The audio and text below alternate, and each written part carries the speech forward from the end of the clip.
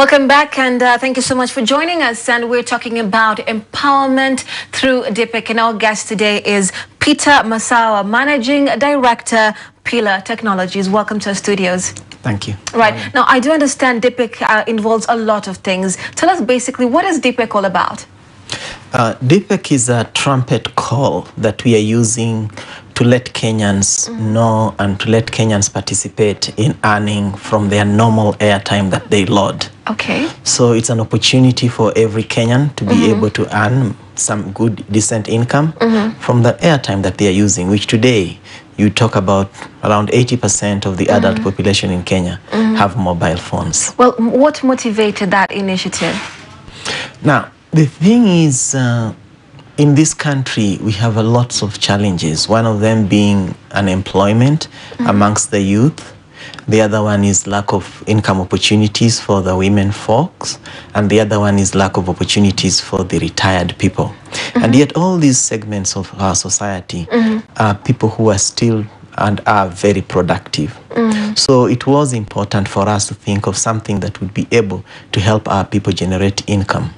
And that is what motivated it, creating an opportunity for our people to be able to participate in the economic activities of this country. Okay. Yes. And who are you targeting, basically? The public in general, or youth, men and women? Who exactly is being targeted here? The main target is actually the youth and the women. Now, but the reality is we want everybody who is looking for an opportunity to use this. We want people who also have jobs, because most of them, salaries don't pay enough to be able to do this, because a number of people do other things, but they are not as solid as what DIPEK is doing. Okay, so let me get this clear. It's basically using this airtime, right? To empower people to a point where they can be able to cater for their needs and not really lack as such. Is that it? Yes, it's using airtime to be able to empower people. Here, empowerment, that sometimes is good clarifying, is about generating an income from a product that you are using currently without you going that much out of your way. Okay, I understand. Yes. Right. And how does this work exactly? So when they get the airtime from there, what do they do? Okay. One of the things that we considered, or how the system works, is that airtime here is virtual, because we are considering our environment. That is one thing. Now, how does it work? An individual needs to register, and that registration is done through being trained by another individual or us training you. We have training centers and meetings all over the country. And upon registration, everybody else that you register, in other words, you introduce them to the program and you register them through the system just using your mobile phone. Every time they load airtime, you earn a commission from the airtime that they are loading. And you notice we have many people who know one another. And the chain continues. So if you have this and you introduce your friend, every time your friend loads airtime, you earn a commission. Every time you load airtime yourself, you also earn a commission. And being done through network marketing, this is word of mouth. It means you're able to probably introduce 10 of your friends who are able to introduce another 10 each. And as all of them load airtime, you earn a commission from that. And what is that commission we're looking at? Give us, you know, an idea of what we're looking at here. The commission here is quite, I would say, generous, because we are doing this with Orange and doing it virtually. Okay. The individual is able to make up to 6.5% from the airtime loaded. Yeah, that is a commission that an individual makes. Okay, then when you're looking at the youth, why did you decide to target the youth as opposed to, you know, just, you know, other Wananchi? Okay, you're looking at a group that really understands, number one, that they need to be productive and they're looking for opportunities. A number of our youths believe they have to get a job while we can't be able to create as many jobs. So we want these youths to be participating in the economy, and that is where you have a large number of unemployed, hence us looking at the youth. Number two, the technology we are using is pretty good and pretty smart. And you're looking at people who will enjoy using that kind of technology, who will enjoy using that kind of system, where you have everything at your fingertips, plus you have everything on the net or the web, you have it there. And it's very user-friendly, giving you a lot of information. And this group looked like a group that would really enjoy doing that, hence targeting the youth. Right, and what success stories have come out of DIPEK? Because I'm sure it started from a while back, so you can tell us some of the success stories that have empowered the youth and right now they can be able to cater for their needs. Good. Success stories are many. In fact, we have success stories from almost every major town in Kenya. Why do I say success stories? We are looking at, have we made individuals who before never had opportunities to earn today? The answer is yes, and there are very many, and there are thousands of them. We have people who have been able to go ahead and buy plots. I mean, commit to buying plots and also buy plots. We have individuals today who have been able to move out of their houses, parents' houses, and be able to pay for themselves, feed themselves.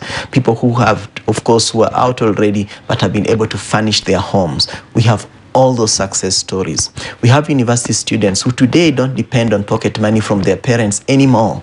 They are running their businesses. So we have success stories all over the country. They are growing and they are great. We have success stories from people who have retired as well, who now have something that is really keeping them busy in terms of income and their minds as well. We have success stories from women who today have something to be able to feed their children. We have great success stories around the country. Okay. Yes, that is for individuals. Okay. On the government side, we were invited to participate in the Nairobi International Show. And this is through the Small and Medium Enterprises Authority. And we won an award of innovation. Yes. And that was yesterday. That's a good thing. That's a good thing. Because they just looked at what we are doing and they were so impressed. And it's something they would want to nurture countrywide. Of course, we are there around the country, but they love the concept and they're feeling it should go all over the country. So the success stories are big and we want them to grow. Right. I mean, congratulations for that, for the award for innovation. And like you said, innovation is a very big thing. It is. And when you empower the youth to move out of their, their parents' homes, they don't have to ask for, pocket money and the like. That means this youth is empowered also in the mind, right? Yes. So when they're in these groups and they're telling their friends about, there's this new app or rather there's this thing you can do from airtime and get commissions out of it, do they also motivate each other to be better? Do they also motivate each other and tell yourself, you know what, if you go into this, you can be able to buy your own house, later on even buy your own car, start a small business? Do they also have those talks, or is it just basically you're shown on how to get this business running, then you kick it off? Do they also have the aspect of talking to each other motivationally? Yes, that's a good question. They do. Actually, what we do, we don't just train them on that business alone on how to earn. We give them skills in terms of selling skills. We train them on setting goals. We do motivational talks for them. We train them on principles of what does a whole individual need for you to talk about you being successful. So we are helping develop them in terms of their minds and of course in terms of earnings. We know one thing about this business, that the potential income is huge. And if we don't prepare them for the huge income on how to manage it, they're going to blow it away. So we tell them to set goals. So even you get the big monies, if you've set your goal to own a house, it's no longer a problem. You know you have to achieve that money to buy that house. If it's to buy a car, you have to achieve that money to buy that car. If it's to own your own Pro Box, for example, matatu, you're working towards that. So we do all that. We're enabling people also to work across the country. Let me use an interesting scenario. We had people who traveled all the way from central Kenya to go and train people in Kisumu and start the business in Kisumu. Some of them went there for the first time, but they've been able to start businesses there. They've been able to develop one another, but they've gone back to their places. Now they have networks and they're earning from each other. So that opportunity to socialize as well and interact, we have created it, and it's working very, very well for these youths in terms of both minds and developing an income stream for themselves. I mean, it's a good thing because when you have something so innovative and you're making people, realize that they can actually make, money money out of it. They can actually empower themselves through getting their own businesses, beginning their houses. I think it's only very rather obvious or relative that you also empower them through the mind, so that when they get this money, they can be able to channel it in the right direction. Now, I know you said it mostly rather involves the youth, but when you're looking about older people, let's say, for example, if this particular youth wants to involve, his parents or someone older in the initiative, how do you bring them in to also help them understand, okay, fine, they may have jobs rather, but these young people are not trying to get their footing in life. How do you make this older people, if you do that, is understand that this is a whole big dimension aspect. It's not just about getting money, but we need to motivate this younger generation coming up to be more than they are. Yeah, what we've done is that, remember, the youth is the target group.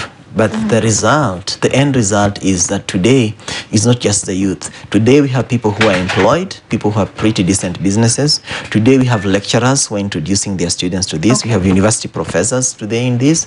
We have people who have retired, very many, thousands of them. It's that, you can't limit people when you've started something. If he's going to earn me an income, I think I would be doing a huge mistake to let it go. Well, I'm always using airtime. So the end result is people have gone and brought in their parents, they brought in their aunties and uncles in all this. We don't discriminate. We don't tell them this is intended for the youth. Okay, that's a good thing. Yes, we encourage everybody. In fact, we tell them to provide leadership. We encourage them. In fact, we are always very happy to have them. When you get a lecturer in, the lecturer has a big influence on the students. Right now, as I talk to you, we have people who are going around and organizing meetings with the churches, to get pastors and bishops who are already in the business today, and the pastors and bishops are busy empowering their congregations.